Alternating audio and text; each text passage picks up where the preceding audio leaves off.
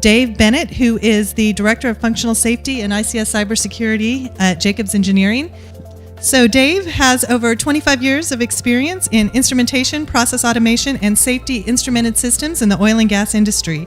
The bulk of his career was with Phillips 66, where he was ICS Safety and Security Lead, responsible for building the OT cybersecurity program, working with IT and operations to develop cybersecurity standards and policies, and a risk-based management system that allowed reliable operations of assets while managing cybersecurity risks.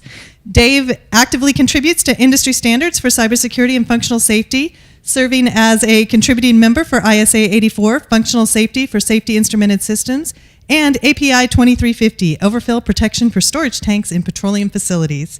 He also participates in the Houston section of InfraGuard, which is a collaboration with the FBI on cybersecurity, the Texas A&M Instrumentation Symposium, and the Instrument Reliability Network.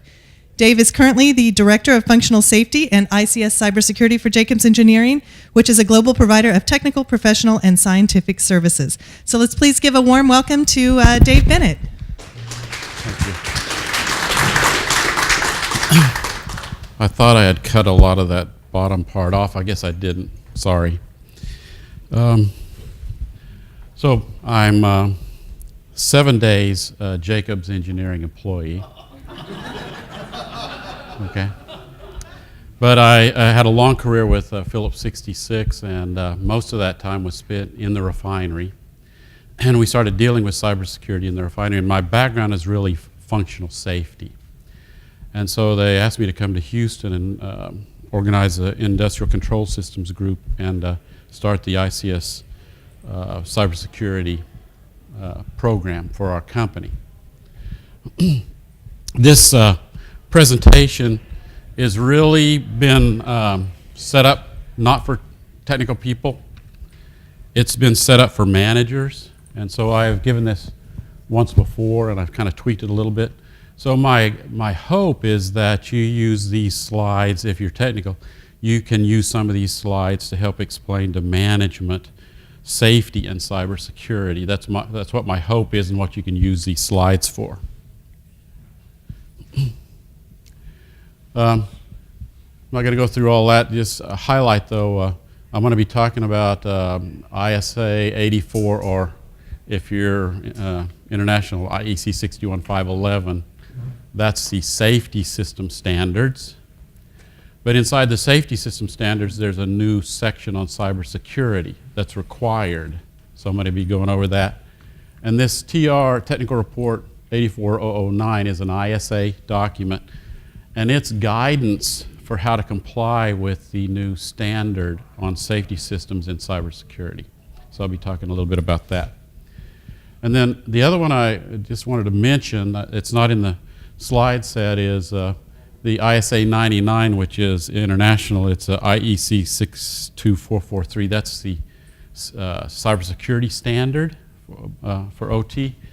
And we've determined that there's not enough definition around 0.1. If you know the Purdue model, who knows the Purdue model, just so I can understand who okay. There's going to be a slide on Purdue model. And that area, I've been working with Joe Weiss. We shared a stage last time. He's ISA 99 director. We've got a lot of work left in this area, okay? I think that's the only thing I wanted to cover here.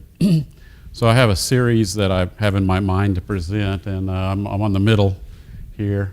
The next one I want to present is cybersecurity as a defense, safety systems as a cybersecurity defense. I think we need to talk about that a little bit more as one of the layers of a cybersecurity defense. Okay.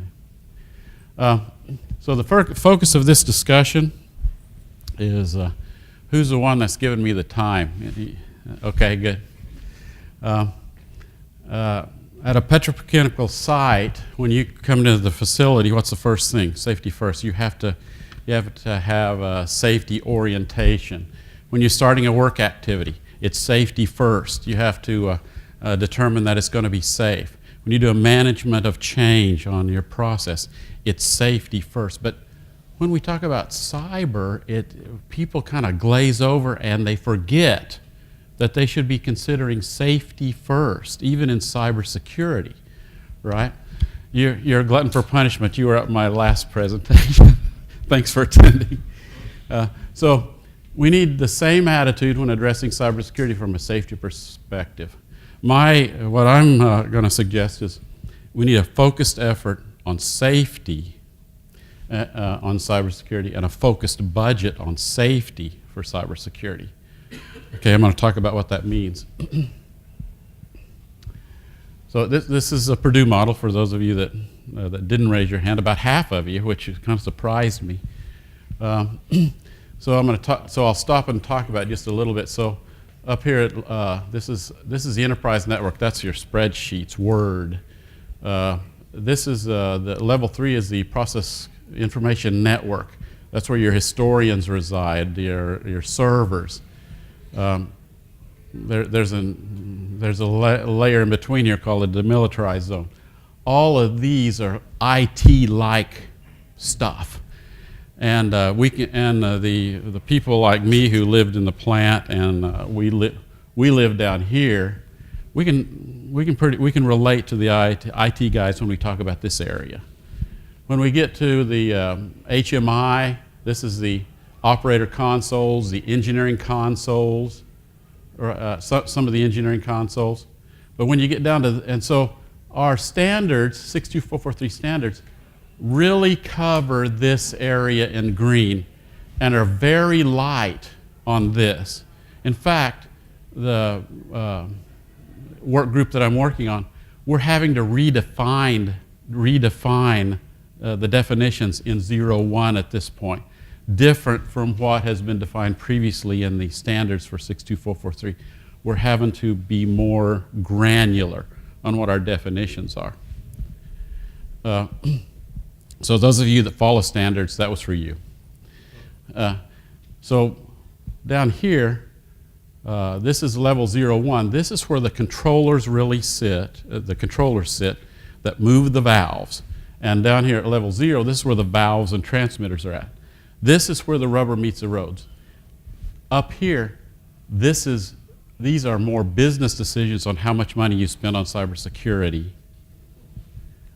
When you're talking down here, these are more safety decisions about how you spend your cybersecurity. That's one of the points I want to make.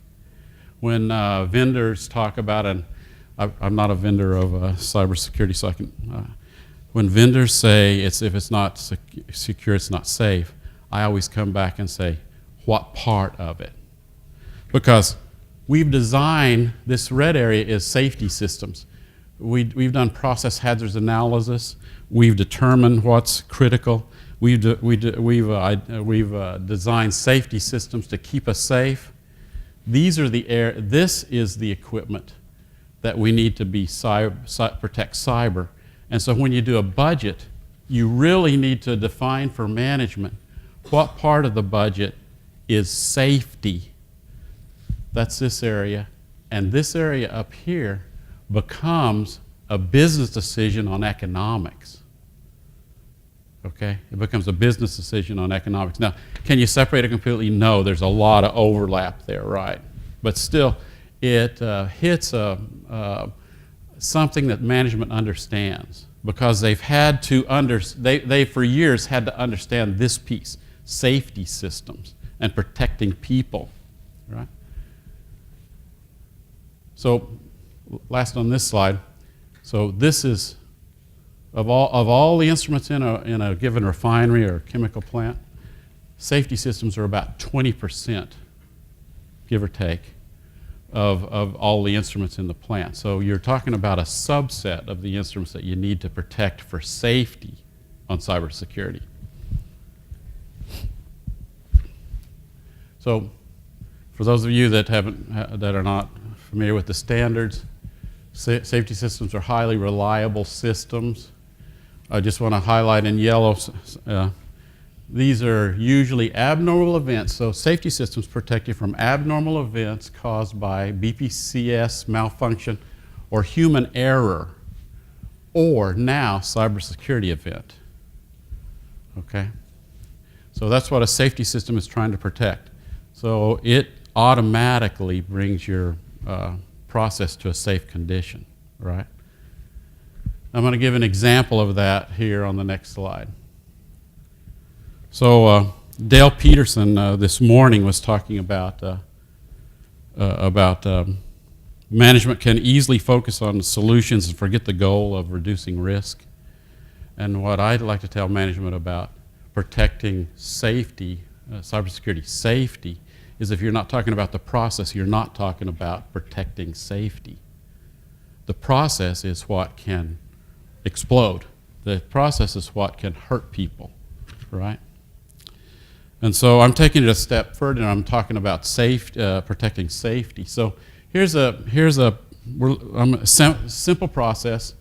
I'm going to add feed into a vessel. I'm going to add heat into the vessel, and I'm going to boil oil, something really simple. Okay, I'm boiling it. Well, it's going to pressure up, right? And so the way it normally goes, my pressure leaves the vessel here. And so for a safety system guy, the first thing I do go, what if the control system fails? What if the control system fails? Well, then we alarm the operator. That's what this is. What if the operator doesn't handle it in time and the vessel starts pressuring up? That's where we design safety systems. And the safety system should open this valve, relieve this pressure. I continue to be safe. What if the safety system fails? I still have a relief valve. It's a mechanical device that's going to relieve the pressure to this vessel. So I have layers of safety system protection here, right? And I know what the reliability of these are if I operate and maintain them properly. And this example is 1 in 10,000 years I would have an event here based on typical reliability numbers. Okay, but now I'm going to talk about cybersecurity world and look at the same example. Safety system guys like myself, we're always looking at, well, what if the DCS is compromised in a cybersecurity event? I just lost 2 layers at the same time, right? Different than looking at it from a safety perspective, right? And so I've got to make sure that my safety system has a different vector of attack so that it becomes a layer of protection for cyber. It's a different vector of attack, right? And then the other thing is, in this scenario, I still have a mechanical relief valve that the only way that this is going to fail is if I didn't operate and maintain it properly, or if someone was physically in my plant and did something, right? So from a cybersecurity perspective, this one I've got covered fairly well as opposed to some other areas that don't have a mechanical device, right? Those are the ones you want to kind of go after, right? So I need to see some head nods here. You see the difference between looking at it from a cyber safety perspective and a cyber perspective, okay? So for a safety system engineer, when the DCS fails, the controller and the alarm failed, the only difference from a safety system engineer perspective was intent. Did they mean to do it, or did they just operate it poorly? Did they maintain it poorly? Which way did it fail? And demand rate, right? How often is that going to happen? That's just a different scenario for me. How often is that going to happen, right? So one reason you keep safety systems, mechanical systems like the relief valves, I use the word separate, but independent might be a better word, is it allows you to further protect yourself cyber without having to, it's an incremental cost to make sure that you keep them independent, as opposed to adding layers on top for cyber. The more, what I see is the more you integrate the DCS and safety systems, the more money you have to spend to protect it, because you got more vectors, right? So when you look at integration, to me it's a pay me now or pay me later, and there's the right balance there, right? You have to get the right balance. key points from a business manager. So when I had, for years I've built budgets for controls and safety systems, and I always had to present to management, what is it that protects people and the environment? What money do I have to spend there? And then what's the business economics for the other money you're going to spend? I always had to separate the two, and I don't see why we don't have to do that in cyber. And I haven't really seen that yet. I think safety first, we need to have that mentality on cyber. So, a couple of busy slides here. That's why I highlight in yellow lots of times. You just read the yellow. So the new standard on IEC 61511, which has come out, which is the safety system standard. Your safety systems have to comply. It has a shall statements in it. There's a new shall statement. The security risk assessment shall be carried out to identify cybersecurity vulnerabilities of an SIS. Okay, and the reason why this was added in is the same thing I've been talking about. So I'm on the 84 committee that helped develop some of this and or feed up to the international committee. And the reason why we did that is exactly what I'm talking about. We don't have the mentality yet in cyber of thinking about safety first. That's why that was added, right? So these are all the things you got to do. I could talk about those later, but just look up the new standard. In the U.S., we're getting ready to approve the 61511. It's not been approved in the U.S., but it will be. But there'll be a rider on it about some things that we wanted to make sure that the people using it from the U.S. how we agreed to approve this, right? So that there'll be a rider on top of it. This is the technical report that I helped write on the guidance for doing cybersecurity around safety systems. And I think, well, I'm kind of biased because I helped write part of it, but I think it's a great document, especially if you're at ground zero and you're trying to figure out how to start. It's a great document to start with. If you already got a mature system, I think it's a good document to go back to make sure, am I missing the simple stuff? You know, sometimes it's the simple stuff. Look at some of the recent events that have occurred. I got one coming up here. That was they missed the simple stuff. That's what got them, right? So section 5 and 6 is a risk assessment and hazards assessment. It gives you an overview how to do that. But I really like Appendix A. So if you're at ground zero, you can take a look at your infrastructure and how the safety system fits in it. You can compare that to one of the examples in Appendix A, and it not only gives you the, thank you, it not only gives you the what the common vectors are, but it gives you the common mitigations. So if you're just starting out and you want to know, am I covering my bases from a ground zero point of view, I would go there. Appendix B is examples of risk assessment, and if you haven't done a risk assessment on your safety systems, I would look at this high-level risk assessment and see, do I have any gaps now? Because your gaps now are the ones that are protecting you, that are not protecting you from people and environmental events. And then there's also a detail one. There's some really good companies that are doing detailed risk assessments. They go back into your process hazards. They look at all of those. They determine where you should really be specifically spending your money. And I think that's kind of a next step. But if you've got a facility that you really at ground zero, I would really start at the high level and see, do I have any big gaps?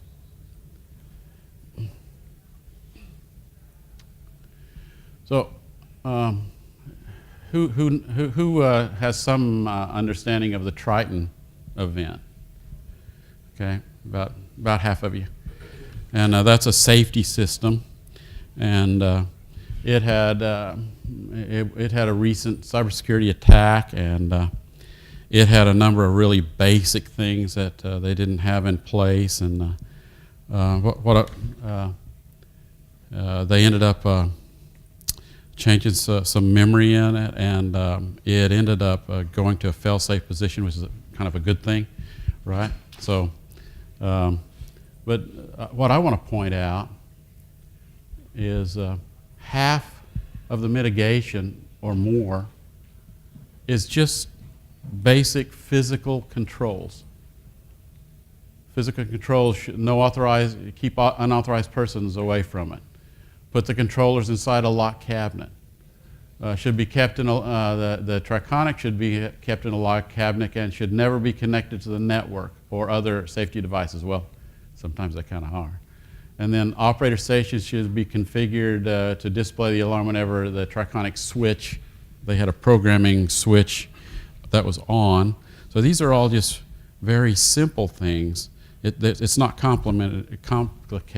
That didn't cost very little money, and they had an event. You'll find most of these mitigations in the best practice when you look at your systems. So in closing, she hasn't flagged me with the 5-minute yet, but in closing, so I've given you an example of the close relationship of safety systems to cybersecurity. The safety systems are designed and operated to maintain and protect people, and they are inherently a cybersecurity layer if you operate and maintain them properly. They're inherently a layer. And then the cybersecurity safety budget can be built on risks that are relevant to the business because they already know how, through PHA-LOPA, they've already made them relevant to the business. And so it's a lot easier for you to justify budgets based on safety, right? And then what can you do now is use the technical report that I'm biased on, and look at Appendix A, and consider mitigations at your site. Even if you're more mature, it's sure nice to go back and look again, make sure you're not. And then Appendix B is look at the methods for cybersecurity risk assessment.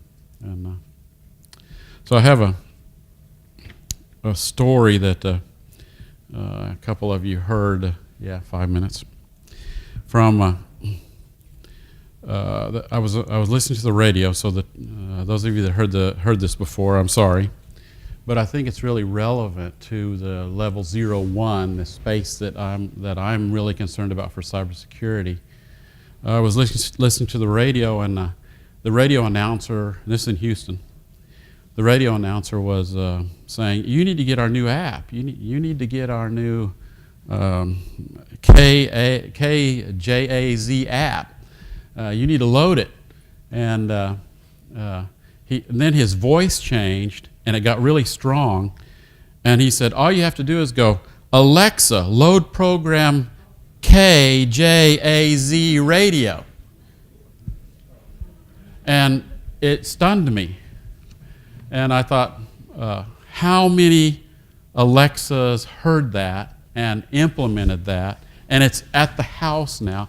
And it could be doing anything. It could be doing anything. The same thing is happening in our refineries and sites. We're giving operators these to do operator rounds.